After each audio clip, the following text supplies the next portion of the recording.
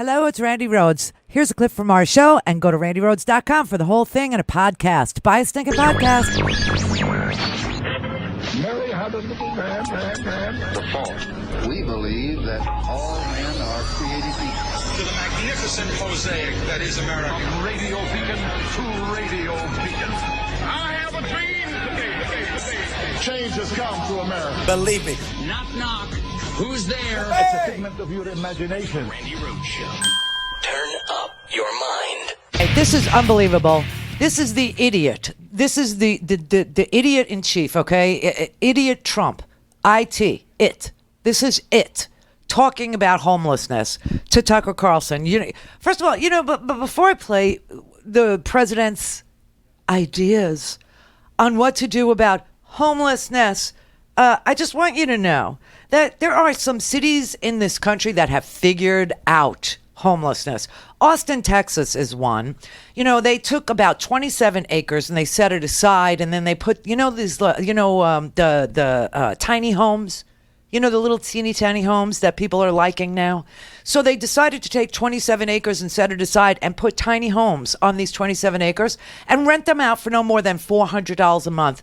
Sort of help with the homelessness problem. Utah. You know that Utah has reduced its population of homeless people by 72% in the past 9 years because they started something called Housing First.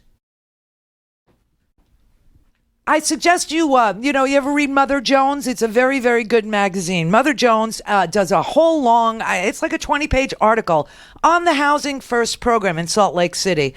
And people nationally started to look at Utah's solution to homelessness because it was extremely successful. And North Carolina is looking at it. San Francisco is looking at it. What the Housing First program does is it actually pays $50 if you get an apartment or a place to live or whatever it is, you pay $50 a month, no more than 30% of your income.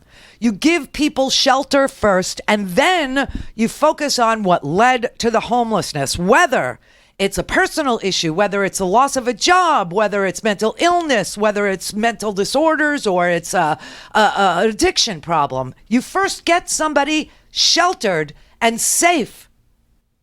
And that approach worked. It also created more jobs. It improved education. Austin, Texas, I told you about. San Francisco, the cost of living there is so prohibitive. And so for 20 years, the last 20 years, you have had homelessness in San Francisco. They have tried a few things. I'm telling you, Housing First is the way to go about it. Colorado, Aurora, they announced that they were using the taxes collected on marijuana, okay, in order to invest in Housing First, in order to create housing for people who didn't have housing. Los Angeles is spending $2 billion a year. How are they getting the money? They're putting a half a percentage tax on every dollar over $1 million for high income earners. And it's going to go towards the county's homelessness plan. They think they could raise $350 million a year. And, they have about 46,000 people in Los Angeles County that they need to, do housing for. Well, okay, so those are some of the thoughtful ideas. These are some of the things that work. You got 4 countries you could look to. You could look to Canada. You could look to Japan. There are countries that have figured this out. Here's our country. Here's the leader of our country. Here it is talking about its thoughts on homelessness to Tucker Carlson. You come to where we are now, Osaka or Tokyo, and the cities are clean. There's no graffiti. No one going to the bathroom on the street. You don't see junkies. It's very nice, isn't it? Very different from our cities. Yep. Well, no, some of our cities. Some of our cities. But New York City, San Francisco, Los Angeles, they've got a major problem with... It's very sad. With filth. Very sad. Filth? Why is that? It's a phenomenon that started 2 years ago. It's disgraceful. 2 years ago? I'm going to maybe, and I'm looking at it very seriously. We're doing some other things, as you probably noticed, like some of the very important things that we're doing now. What? But we're looking at it very seriously because you can't do that. You can't have what's happening where police officers are getting sick just by walking the beat. I mean, they're getting actually very sick. where people are getting sick, where the people living there are living in hell too, although some of them have mental problems where they don't even know they're living that way. In fact, perhaps they like living that way. What? They can't do that. We cannot ruin our cities.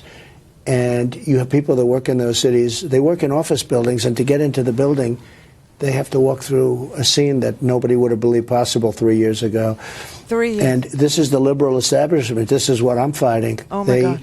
I don't know if they're afraid of votes. I don't know if they really believe that this should be taking place. But it's a terrible thing that's taking place. And we may be... You know, I had a situation when I first became president. We had certain areas of Washington, D.C. where that was starting to happen.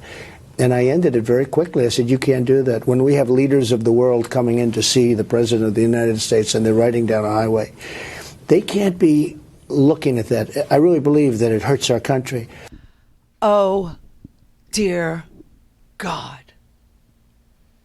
From a PR point of view, he thinks homelessness is a bad look. First of all, let me tell you something. The homelessness in D.C. are the lowest they have been since 2001. There was a huge drop in homelessness in 2016 under Barack Obama. Okay? What is he talking about? That homelessness started 2 years ago. And from a PR point of view, you can't do it. You can't have it. It's a phenomena that started 2 years ago. It's disgraceful. I'm going to maybe, and I'm looking at it very seriously, we're doing some other things that you probably noticed, like some of the very important things that we're doing now, but we're looking at it very seriously because you can't do that. Is there a position in there? Is there a policy in there? Is there some discussion in there about medicine or housing first or any? What is he talking about? And you know what's really creepy? The creepiest part, because we know he's a moron. When he was asked about busing overseas, he said it's a good mode of transportation to get kids to school. Buses. Right? He didn't understand busing. He thought buses. They were asking him about buses. Oh, it's probably the best method to get kids to school. Put them on a bus. Oh, my God. When they asked them about liberal democracy, meaning Western countries, and was that something that he cared about, or did he think that it was dying the way Vladimir Putin said it was? He said, well, Vladimir's right. You have to look at liberals. You have to look at San Francisco. They meant Western democracy. He didn't understand that. He doesn't know what he's talking about. The emperor has no clothes. This is a farce. He's a fraud. It's a phenomena that started 2 years ago. It's disgraceful. I'm looking at it very seriously. We're doing some other things that you probably noticed, like some of the very important things that we're doing now, but we're looking at it very seriously because you can't do that. That's his plan for homelessness. Our veterans suffer from extraordinary homelessness. It's because they were so young when they were deployed that the trauma that their brains ingested has messed up the rest of their lives. This is his answer. And you know the scary part? Tucker Carlson, if you go on his show and you disagree with him, he will shout you down. He will scream at you and yell at you, even if you're presenting ideas. As long as they're ideas he disagrees with. But the president says this gibberish, this jabberwocky, this acid-induced answer to homelessness, and he says nothing.